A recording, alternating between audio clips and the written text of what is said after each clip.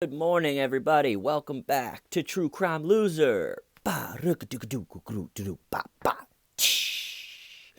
it going? Oh, man. To be honest, I am so ready to be done with this sick underwear loser. Just Russ, man.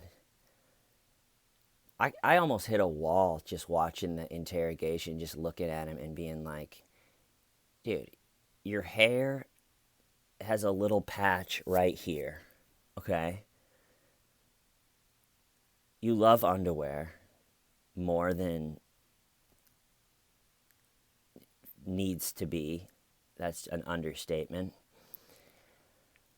And also to work out these pointless little underwear freak missions that you do, you ruin a life.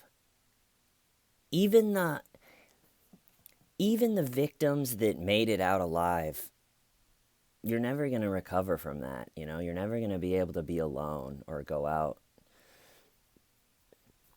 like on a road trip by yourself or and for what?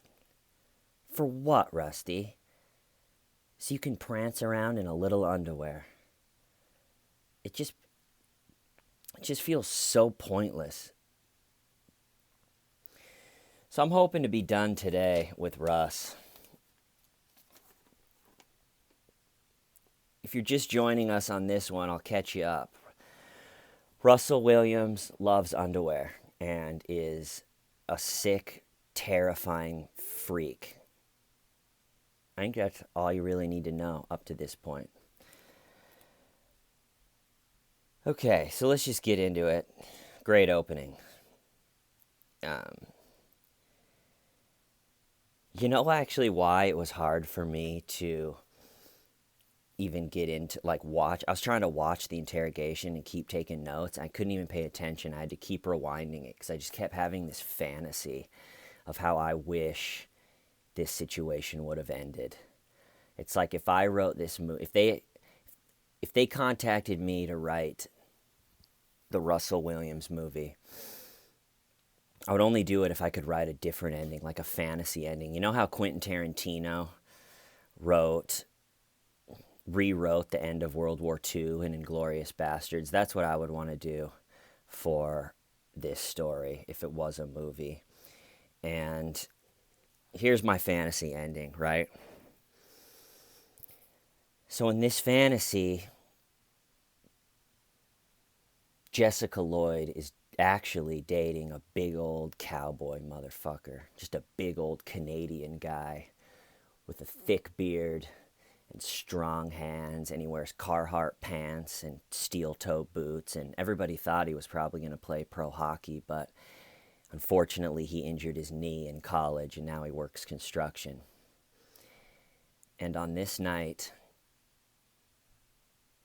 him and Jessica Lloyd had been watching a movie and hanging out, but the boyfriend had to go back to his place and check on something, so he hugged and kissed Jessica and walked out of her house, and he walks to his truck and gets in and pulls out of the driveway and pulls away, and you can see the lights of his truck disappearing down the road. And as it finally, his taillights disappear into the distance, you see old Russell Williams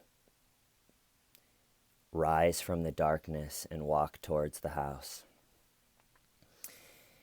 Then it cuts to the boyfriend. He's just driving, listening to music, thinking, and, thinking about Jessica. And then it cuts back to Jessica's house, and Russ has gotten in, and he's tied up Jessica, and she's doing what we all would do and begging him, "What's going on?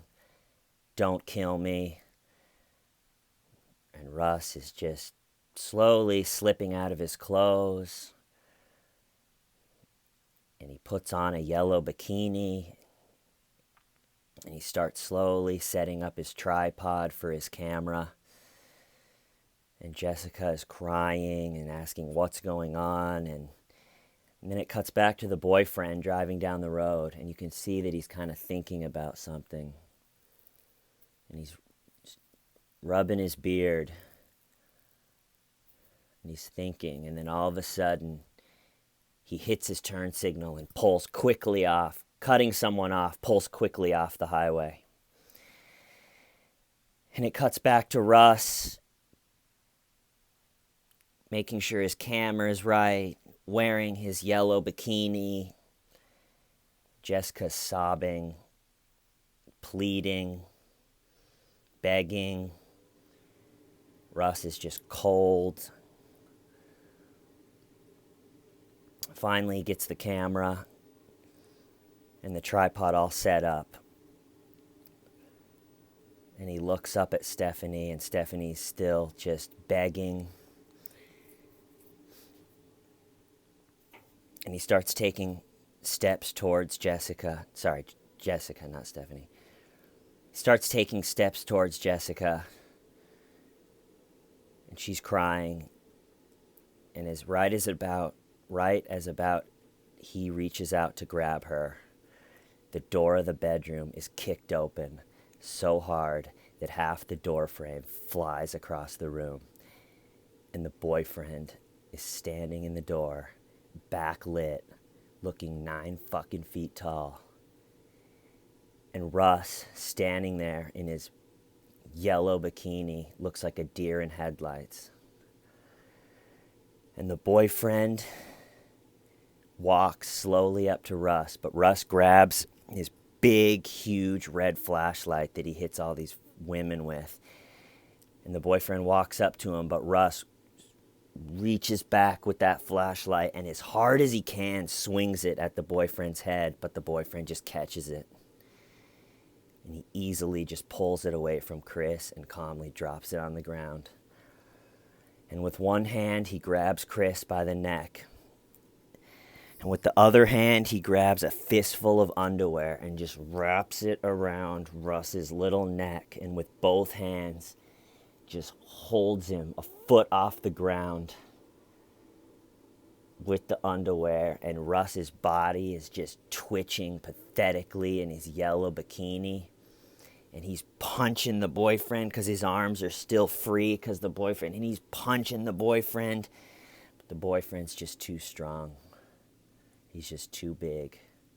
And Russ dangles there for a sad 3 minutes, twitching in his yellow bikini before his body goes limp and the boyfriend drops it to the floor and his head sounds like a fucking bowling ball as it bounces off the hardwood floor. And then the boyfriend goes and unties Jessica. And that's it.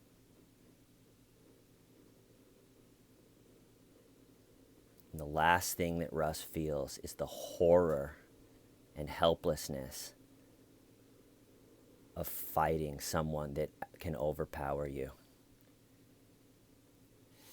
So, that's what I was thinking about last night instead of watching this. But anyway, let's finish this interrogation so I can be done with this guy. All right. So we're going to pick up with Jim saying, your vehicle drove up to the side of Jessica Lloyd's house. Your boots walked up to Jessica Lloyd's house. This is getting out of control really fast, Russ. And like I said last time, that this plays into his type A pilot. Pilots don't like to be out of control because if a pilot is out of control, that's kind of what the skill set you got to be to have a pilot, is just stay in control. And when a pilot for the military is training and flying with a higher officer, the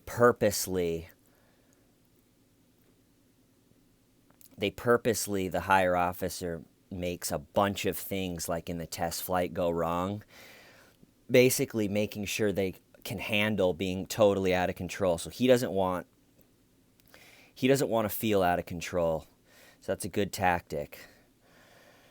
And then another piece of evidence that was great, which just goes back to it takes a community to catch a sick underwear freak like this, is there were two guys that saw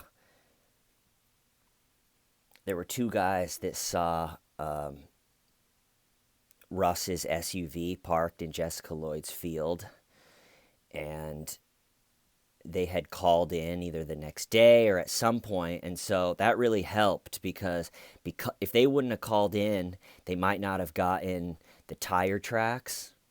It might have snowed. So again, it's like you almost can't even look at this case as law enforcement. This is just truly public safety, and it takes everyone calling in and being like, I don't know.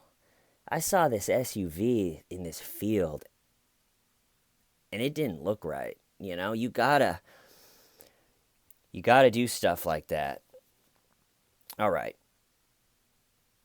So at this point, Russ is just staring at his matching foot impressions. Just like,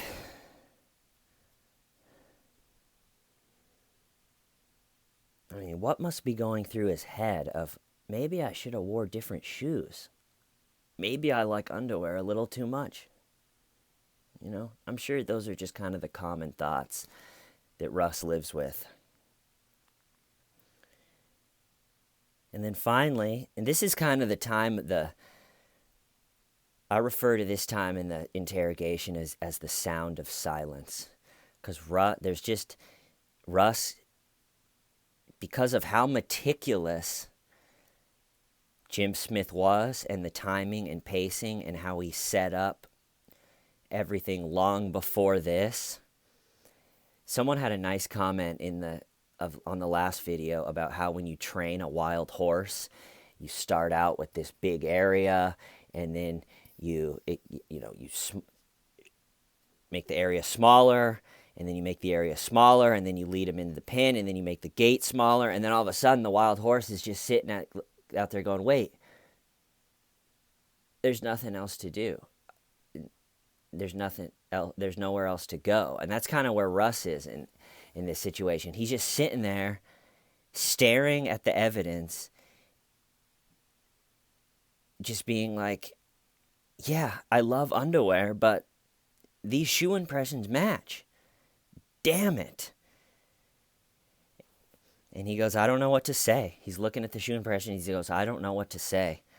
And Jim goes, well, you need to explain. You got to explain.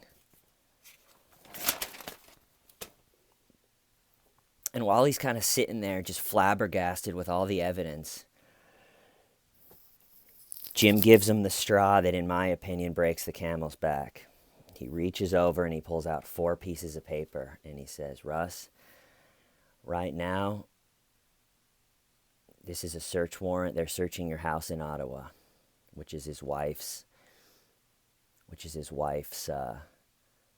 dream house that they've been building. They're searching your house in Tweed. So he's thinking, all right, my wife's new house. And that's where a lot of the underwear was anyways, in Ottawa, in a computer scanning box.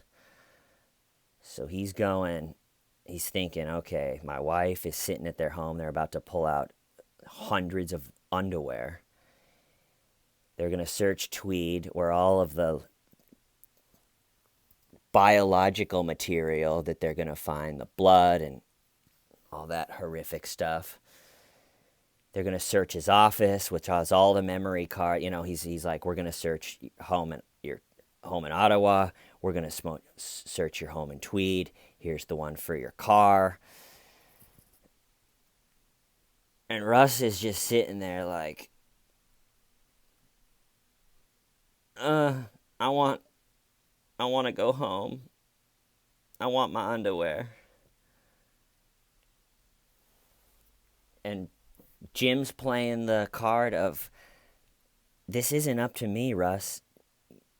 I'm still your friend, you know. I'm still working with you, but this isn't up to me. This is a $10 million investigation.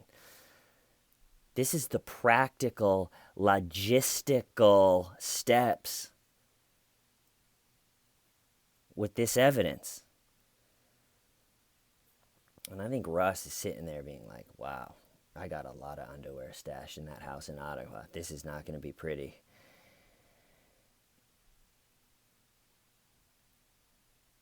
And then a lot of people, I think pretty much probably everybody that's watched this interrogation has thought about this. And it's like, how can Russ care so much about his wife? Because right about now, he just goes into full, like, I want to minimize the impact on my wife. I can't imagine what my wife is going through. I'm concerned about my wife. And it's like, Russ, you know the other lives you ruined just so you could dance around in fucking underwear? You know, though, those people were wives and girlfriends and daughters and sisters too. Imagine what they were going through, just hanging out with you for 20 minutes. That's what I don't get. He doesn't want his wife to have to sit there while a bunch of agents search the house, and he doesn't want them to. He doesn't want her to feel uncomfortable that there's been a bunch of underwear in their house. That's nothing compared to 5 seconds with what you do with women, Russ. And if there's a psychologist, my sister's a psychologist, so I maybe am going to call her, but what happened to Russ in his childhood? Was it a mom thing? Is he just a bad seed? I don't know. But my God, Russ. All right. So Russ is just sitting there in silence, most likely thinking about underwear. We'll never know, but that's my... just being silent. And then Jim tries a few strategies that aren't totally...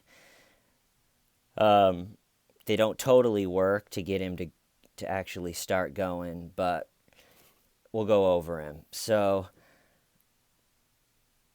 Russ is sitting there in silence, and Jim's giving him the, Russ, this is getting out of control.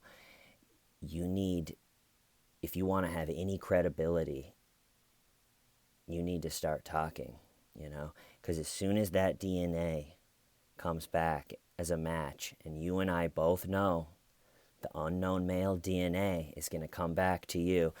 And Russ is just sitting there listening to all this. He just looks sick. He just looks like he could just throw up. And that's a little bit of therapy for this interrogation, is this period before he starts confessing. Because once he starts confessing, it's almost like he feels good again.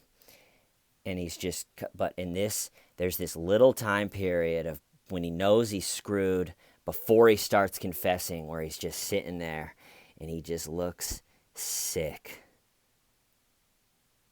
And it's really nice. So he's saying, your believability is going to be gone. Russ just sits through silence, and then it kind of gets into the, what are we going to do, Russ? What are we going to do, bud? 3 minutes of silence. What are we going to do, Russ? What are we going to do, bud? And then Jim tries another strategy of, I don't think you want the cold-blooded psycho. And that seems to work a little bit. It does seem like he doesn't want to be lumped in with but still he's just sitting there in silence. And then Jim said something that I think, just from looking at Russell's face, I think it resonated with him. Russ is saying, you don't want to be the psycho. No, Jim is saying that, and then Jim says, this is over. This is over. And I think that resonated with him, because I think Russ knows that this would have kept going. This was a weird addiction that he had to dominate a situation and to torture someone, and I think the high that he felt, and I think probably the day after or a couple days after, this is just speculation, but I think he would think of like, God, I don't want to do this anymore. I can't believe I did this.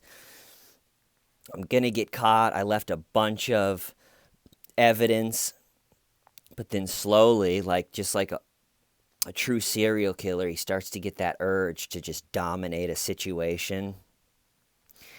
And it would have kept going. So hearing a policeman say, "This is over," I think Russ maybe had a thought of like, yeah, and it needs to be.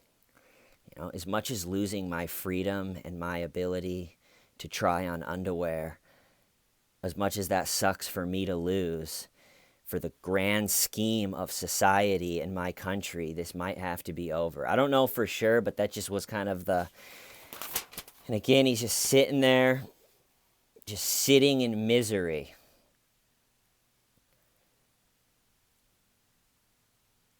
And I just loved it. He's just sitting there,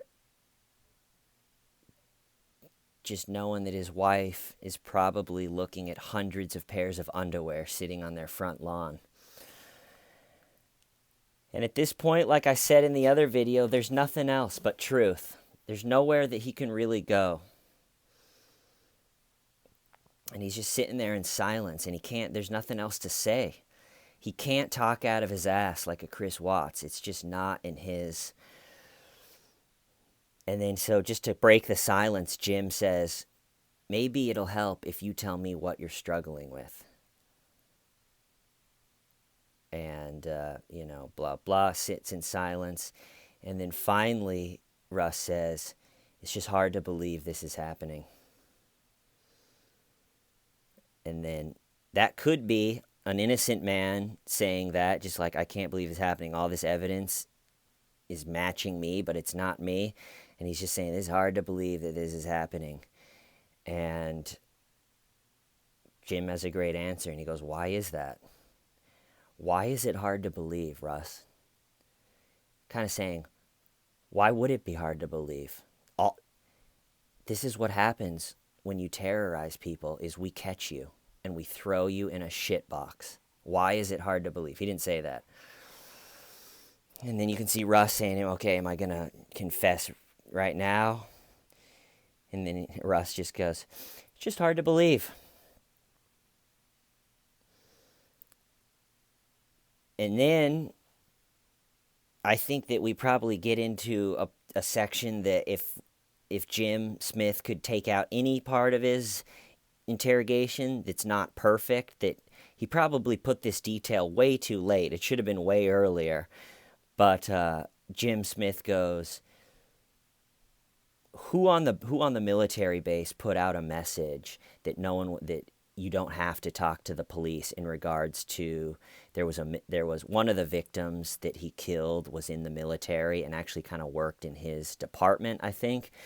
And a message went out that, hey, you don't have to talk to the police about this. So Jim was like, who put out that message, being like, isn't it suspicious that you told everyone at the base that they don't have to talk to the police? And I actually believe Russ, but Russ said, no, I didn't put that out.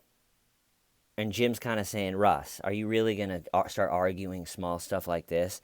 And Russ is going, no, I actually didn't. And I do believe him. It looked like for the first time he kind of was telling the truth, but it just was like, why even bring that up now? He was sitting there just in misery, and you're giving him something that he can kind of tell the truth on. And why would that make him confess when all this other stuff, the boot prints are exactly right, and he loves underwear. And so it's like, I don't know why bringing in some email to the base.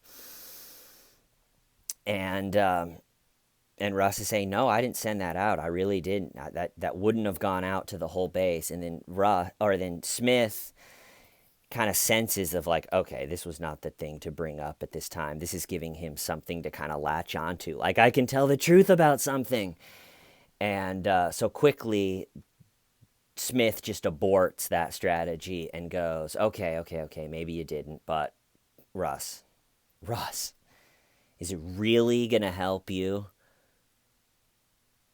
to argue kind of this small stuff when we have all of this? And they move past that, and again, we're just sitting in silence. And all of the interrogations that I could find are edited, so I don't really know how long these silences take, but I heard that they're like 3 minutes, 4 minutes of just Russ sitting there and of just Jim staring at him. And I mean, even if you do that with someone you love, like, try that. Just sit there and stare at someone for 5 minutes. It is a strange feeling. And Jim's going, where do we go? And then Jim's saying, is there something you want from me? Is there any questions that you want from me? And it would have just been funny if Russ, just without a beat, was like, do you got a pair of underwear by any chance? I could use just a fresh pair of underwear. And he's sitting there. And then Russ gives up his weakness, which Jim latches onto. He says, Russ says, I'm struggling with how upset my wife is, which is just fucking maddening to me, because it's like, you know who we're struggling with how upset they are is your wife and the people that had to go and buy new underwear and the people that you murdered. No, not your wife, your victims. Okay? That's who we're struggling with, is how upset your victims are. And he says, I'm concerned that they're tearing apart my wife's house.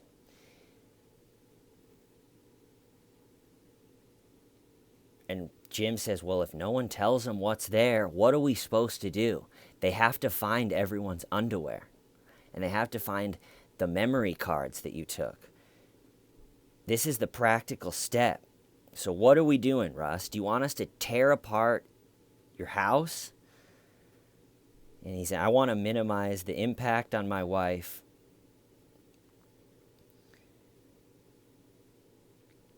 So how do we do that?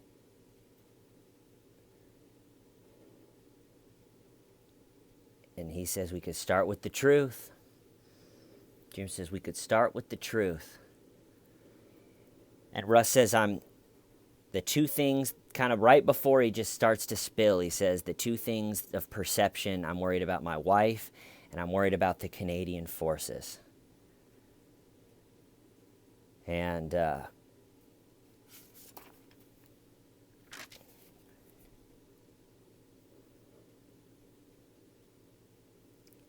yeah, I guess that's really about it. Jim says we can start with the truth, and Russ sits there for a while, and he says, okay. And they go from there, and he starts. Oh yeah, one thing the last little bit that I wanted to say for Jim that I just thought was great is that the last little thing is he kind of played into the military mentality of protect and serve your country. And he said something to the effect of, is this going to end badly, where Jessica's family continues to wonder where she is? Or can we end that? And I think he would have to think of the people at the military that promoted him and that groomed him throughout his career. And it's like, what would they think, Russ? We're the military. We're supposed to protect our country. And here, where this woman is, and her parents are scared that she's being tortured. Her parents just want to put their daughter to rest. And you know where she is, and you're just going to sit there in fucking silence and think about underwear?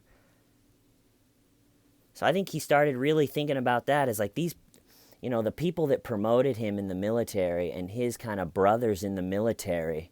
It's like, what are they going to think about me? What is my wife going through? And Jim got him there. And then he spilled. And I'm not going to go through his confession because it's just too much for me. I have very little interest in the actual crimes. If you've watched my video, I don't really deal with the act of the actual crimes. I'm more fascinated in learning everything we can to what led to the horrific act, and then right after, what leads to getting them to confess and getting them caught and getting them put away, because this guy really is Russell Underwear Man, freak boy, Williams really is a scary monster.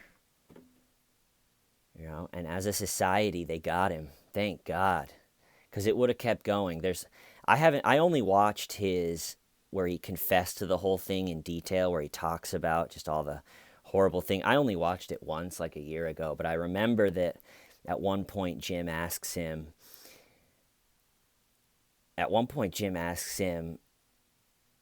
why? Why does this happen? And Russ's answer is something to do with, I don't know. And I've thought about it, but nothing, I don't know. And anything that I say doesn't really explain much or something like that. And he asked him if it would have kept going, and the answer definitely wasn't no. I can't remember what it was, but it definitely was not no. And all right, everyone, I think I'm going to stop right there. Like I said, I am really glad to be done with this guy.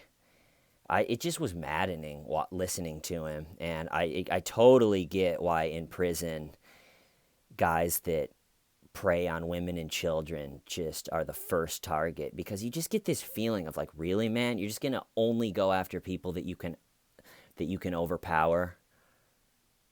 That's your whole thing, is just you love underwear and going after things you can overpower. It's just maddening, I had pity for Chris Watts because he's just an idiot. But Russ is he's just a freak, So, as far as I know, unless something comes up, that concludes my coverage of Underwear Boy, the freak, Russell Williams. I don't know how I feel about this episode. I don't know if it was funny or what, but it got me in a weird mood last night. So I hope you guys enjoyed it. I hope you're off to having a good week. Thanks to everybody that participates and subscribes. I'm starting to really recognize a lot of the people that comment a lot, which is cool. We got a little friend group growing, so I really appreciate that. Have a good Tuesday. True Crime Loser out.